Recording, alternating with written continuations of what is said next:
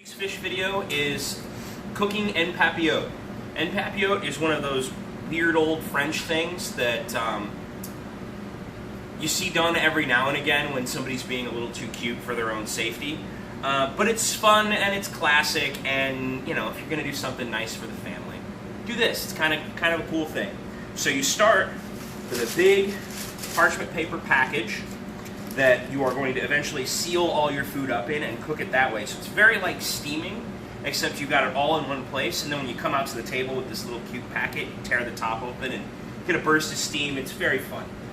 So we're going to start, because this is something that once you close it up, you don't open it again until it's completely finished. So you want to get all your seasoning as close to right as possible before you close it. So we're going to hit the vegetables pretty sternly with some salt. This fish is a piece of wild king salmon that we have very limited access to for just a little while. Delicious fish. It's one of my partner Eric's favorites.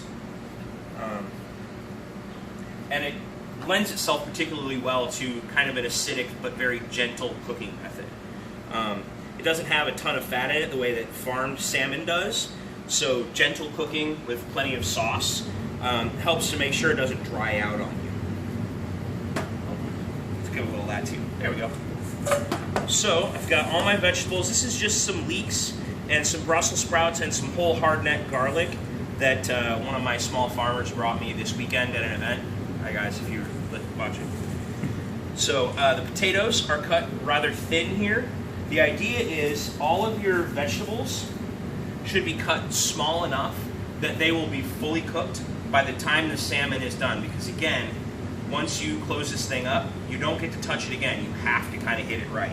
So we'll apply a bit of vegetable on top of our bed of potatoes. There we go. And then our fish goes right on top. A few tabs of butter. Be generous with the butter. This is a good percentage of the liquid that you'll have in here, and you don't have to eat it all, but you should use enough, if not just a little bit too much. Wretched excess, just barely enough. Excuse me. Delicious whiskey. So now we start to fold up our little paper packet. Start at one corner or the other, and I could bore you with how to make these things and how to do this really, really well, or you could go watch a 10-minute YouTube video from a French guy who's done it more than once in the last 25 years. I would recommend the latter. But you can see I'm just going along and folding kind of anywhere I can start to get purchase, about every 1.5 or 2 inches.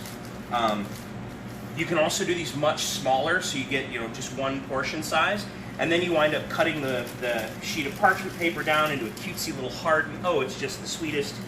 But I'm more of the get it done school of management. So when you get to your very last corner of the parchment paper packet, turn the corner up just a little bit. I'm just taking a few ounces of raw white wine and pouring it into the bottom of the packet. This is going to give you some liquid to create some steam so that your potatoes and everything else will cook in a bath of white wine fumes. Isn't that cute? So there we are, all closed up. Into the oven we go, and we will be back when it's ready.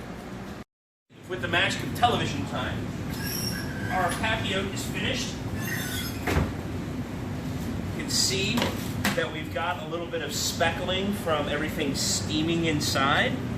And I'm going to steam burn myself promptly here. Yeah, there we go. So you can see it's kind of built a little pool of sauce from the butter and wine at the bottom. With any luck, the fish is cooked just through. Oh, and it is. Mm-hmm. And the potatoes are nice and soft. Brussels sprouts are ready to eat. I figured out what I'm having for supper.